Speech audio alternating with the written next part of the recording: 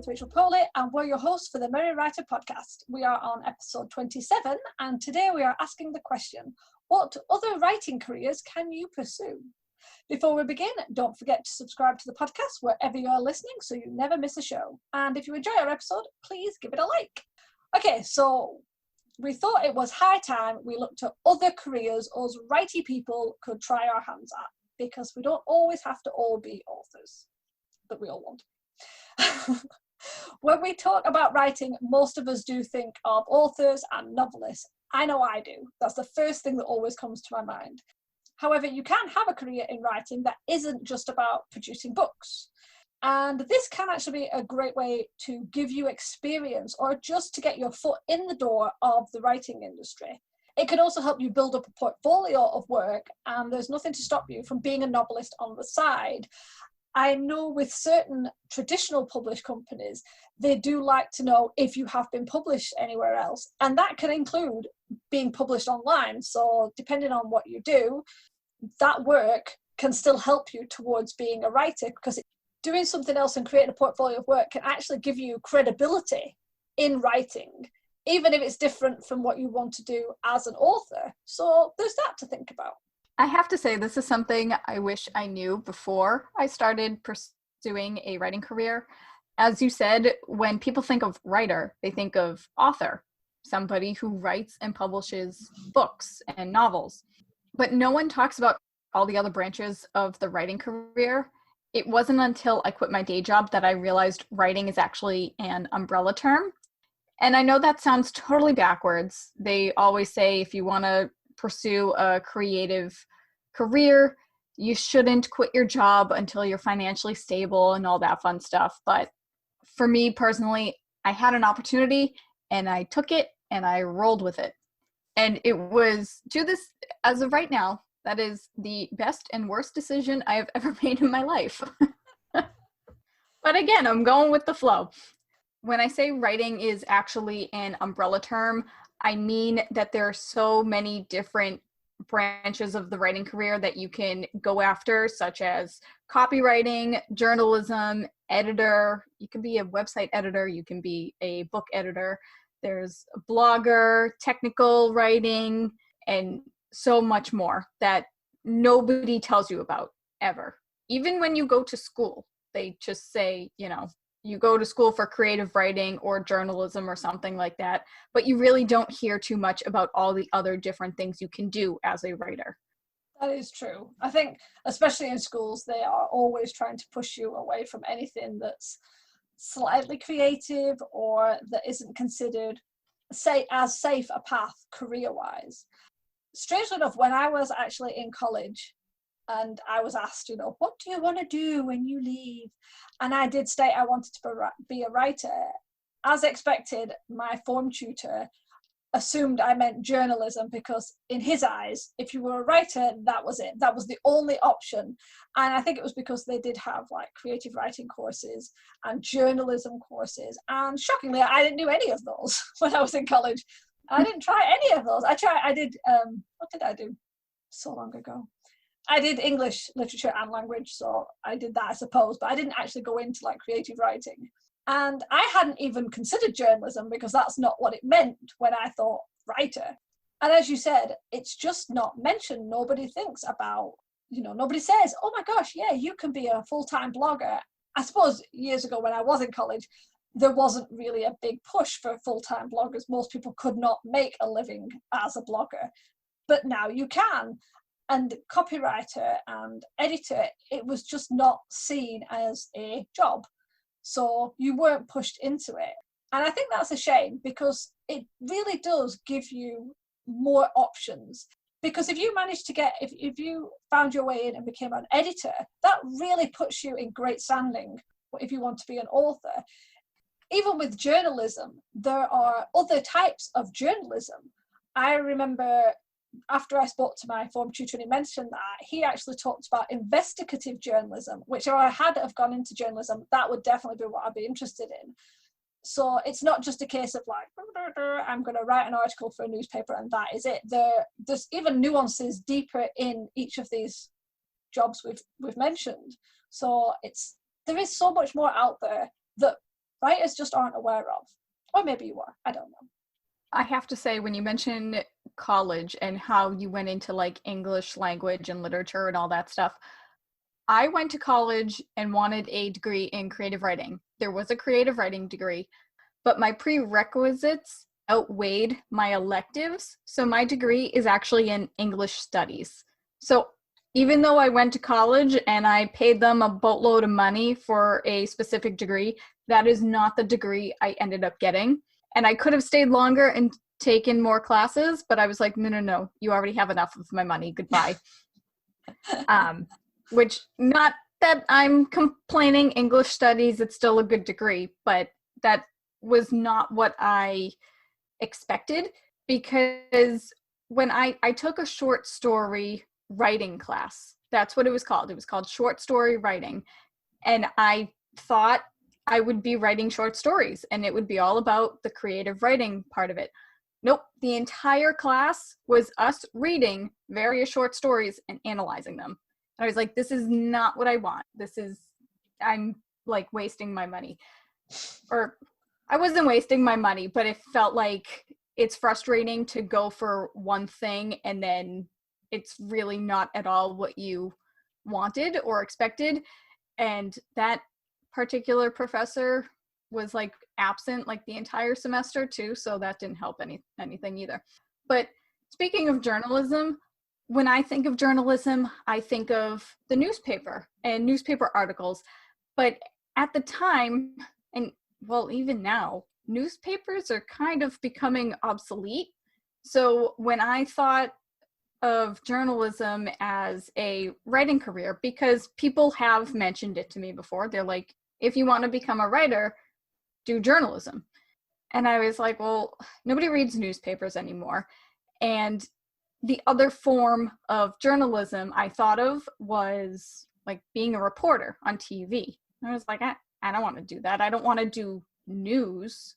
The news is depressing.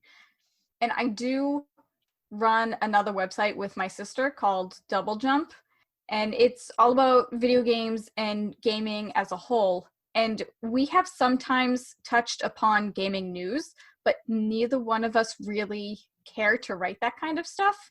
So that alone, I have realized journalism is not for me at all. I don't have the stamina to be on Twitter and be on Google constantly refreshing and seeing what news is popping up in real time for me to be the first to write a blog article about it. You're right about the whole like newspapers are becoming obsolete, and even with like digital news, like I read a lot of news online. I'm finding the quality is not as good. You find so many errors and you're thinking, how is it this hard to write the article on a website with all the spell checks and you're still making mess? And then we hear about, I think it was Microsoft who reported that they were getting rid of all the journalists and they were going to be using AI to scan the internet and consolidate articles and information as a news article. So they weren't even hiring people, which is why I mentioned like investigative journalism, because that does still need a person and not a machine to do it. You have to do a lot more digging, you have to do research, it's a more intense job. So you might be thinking, well, what's the point of doing journalism? Nobody's reading newspapers and AI is taking over, but there are still options. And it's got to be, like as Rachel said, it's got to be something you want to do, something you're interested in. But if being a journalist isn't your thing, then as Rachel said, content writing or going towards being an editor or a proofreader or anything like that, there are so many other things you can do. And I remember, again, one of the jobs that was mentioned to me while I was in college was also a technical writer. Now, wow, that is one of the most boring jobs, and it's definitely not something I would have wanted to pursue. But at the same time, it was a good avenue to get into, because while it might be okay now and it's a lot easier to become a self-published author and all that, back then there wasn't self-publishing. It was traditional publishing, and if you didn't get in, you didn't get in. But having the backup of, I've done this sort of writing and I've been in the writing industry in some way, was considered quite a good thing. And I still think that's considered a good thing. Now, you still find publishers and editors and agents asking, have you written anything else? Have you published anything else? And it doesn't always have to be another story or a fiction that you've written and been published with. Any sort of writing can work in your favor. And what was strange is when I got, I think, I can't remember which job it was, one of the jobs I ended up with, I ended up doing kind of technical writing in that role. And it did, while it was pretty boring, it did elevate me up, and I did end up in a better position in my overall job by having that. So yeah, I'm wittering on in a massive round circle. I have no idea where I'm going with this, and I may have to leave all this in just for shits and giggles. What I'm technically saying is there are so many other things you can do, and they can benefit you both in the writing world, and even if you end up just being a hobbyist and you want to move up into a different job. As I said, I ended up doing some form of technical writing, but the company I was working for, that they weren't a technical writing firm. It wasn't, anything like that. It was, I don't know what the heck it was. Jeez, this is messy. But I ended up doing that, and it became quite a good thing to have on my CV. I think you guys call it a resume. And it helped when I moved to other jobs. So yeah, there we are. I have no idea how to end this. I'm just going to stop talking. I love how we're both just going down. That's really, this is not our best episode at all. I'll say, speaking of publishing houses, though, that's another thing you can do. Publishing houses, they're filled with editors, they're filled with proofreaders and book designers, which I guess technically isn't writing, but it's in the writing industry, so it counts. I'm counting it. You could be an agent, should you so choose to do so. You yourself could be a publisher. Now that self-publishing is such a big thing now, there are people who are self-publishers, and you can hire people to format your book for you and put it up on Amazon and anywhere else you want to sell it. Because speaking of self-publishing, when you publish a book by a traditional publisher, they do some of the marketing for you, but when you self-publish, you have to do everything yourself, and that includes the marketing. And one thing that I had never heard of before, ever, was becoming a book publicist. And when I had quit my day job, I was in contact with a book publicist, and she took me on for an internship, and then I became her assistant for a little while. And now I do book publicity work myself for others. And basically what a book publicist is, they do the marketing for your book. They find book bloggers, they put together book blog tours, and they do that side. And when I told people that I do book publicity work, I kid you not, almost every single person asked me, what's a book publicist? And I was like, I have no idea. I hadn't heard of it before, but this is what it is. They help authors market their book, and they find book reviewers, and, they do all that side of the marketing. And we've talked, so that's why I want to just add this in. We've talked about college before and how we both went to college for writing and things like that.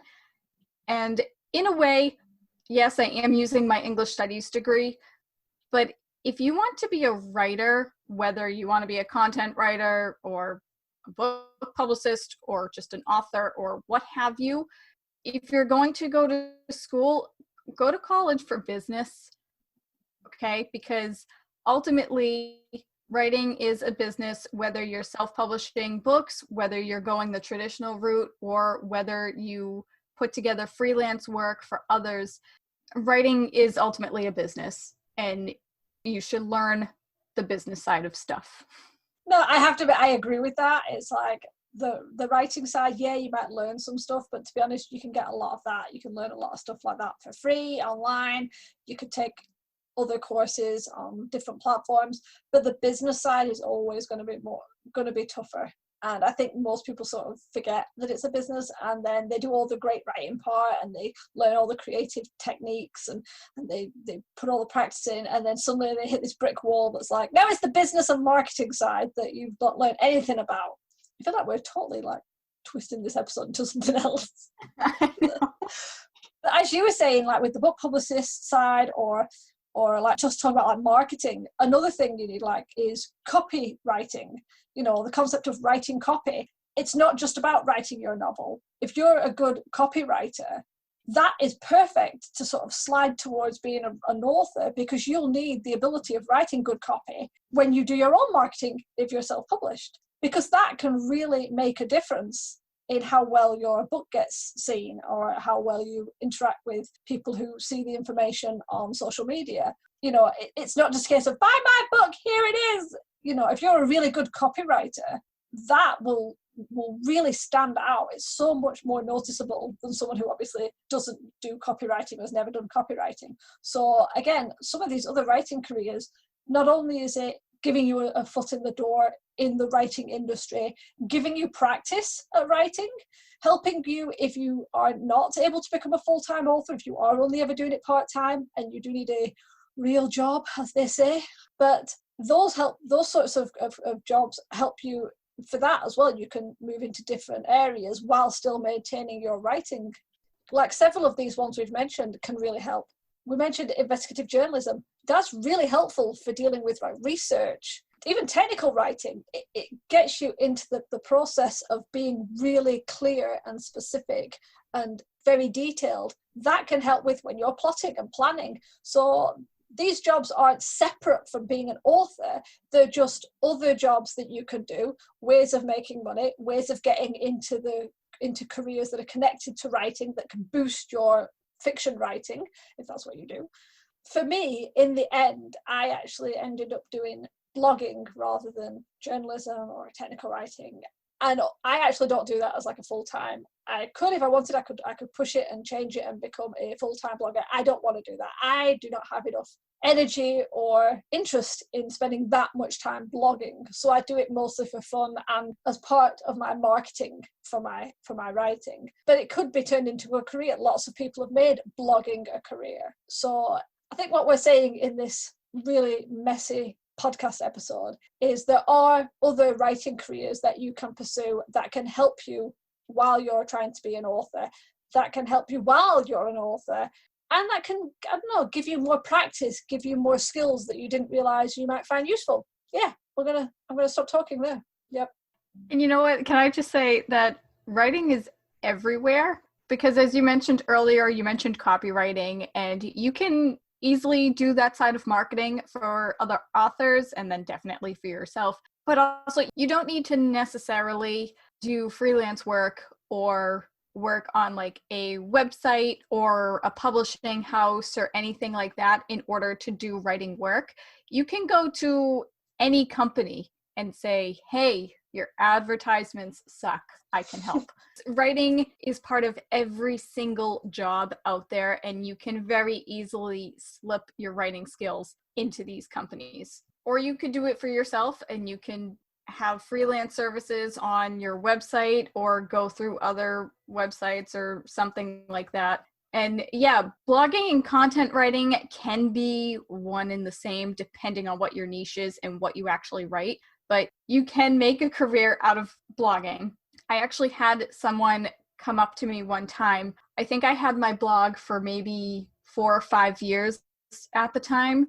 And they came up to me and said, hey, I want to start a blog because I want to make a little extra income.